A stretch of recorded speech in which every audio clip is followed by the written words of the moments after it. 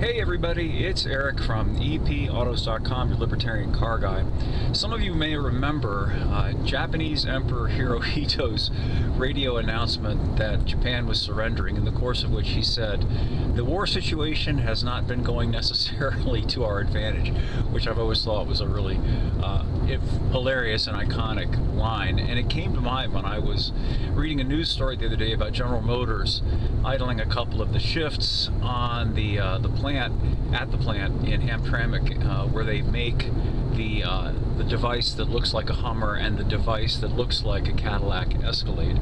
I always like to use that word device when I'm talking about electric vehicles, because fundamentally that's what they are, and they're all the same except in terms of the shape of the body that they put on top of the skate. Underneath of it, it's just all the same stuff. At any rate, they're not willing to concede that the war has been lost.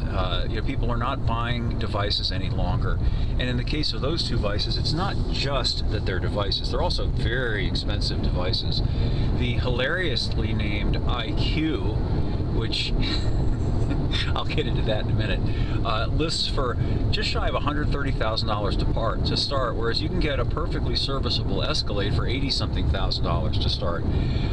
You could buy, I did the math, 4 Priuses for the price difference and still have about $14,000 left for gas, which would be enough in a Prius for about 10 years of driving. Now, I mentioned the Prius. I know some people are going to say, oh, it's apples and oranges, but in a way it really isn't, because the only way that you're going to actually get to be able to drive that IQ any distance is if you do drive it like a Prius. They like to tout how many miles it could theoretically go, which is 460. You'll see that touted in the news a lot.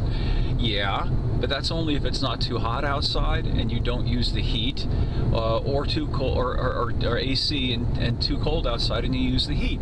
And even if you are willing to put up with being cold or hot inside the car, the vehicle is going to use the heat and the cooling to keep the battery from getting too hot or too cold, which will draw a range.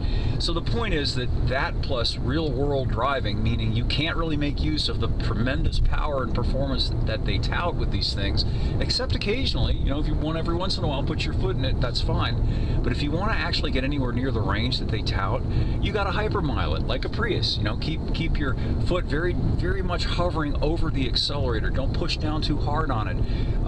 Try to coast as much as possible. Certainly don't keep up with the pace of freeway traffic. If you drive one of those things at the 80 miles an hour plus speeds that are typical on most highways now, forget about it. You're not going to go 460 miles.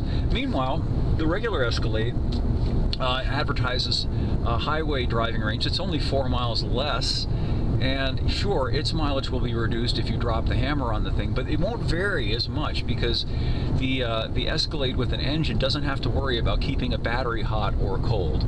So you really do end up getting approximately the mileage that they advertise, whereas you don't with these EVs. And I personally think that it is one of the most egregious automotive scandals of my entire career, and I've been doing this for more than 30 years, in that they let them get away with putting forward these not realistic range numbers that don't take into account real-world driving, real-world conditions, and so on, to gull people into thinking, oh, this is a good choice, I can drive one of these EVs. Well, anyway, the reason that the IQ and the Hummer EV are not selling well, and the reason why GM is having to lay off some workers and idle some of the shifts, is because it's a combination of, they're too expensive, first of all, which is bad enough. But people who have that kind of money, unless they're really hardcore people, or maybe they can afford to have one of these fancy expensive EVs and then a vehicle that actually works, they don't want to put up with the hassle. Would you? How many people want to wait, say, 15 minutes at a fast food drive-thru window? Most people won't do that.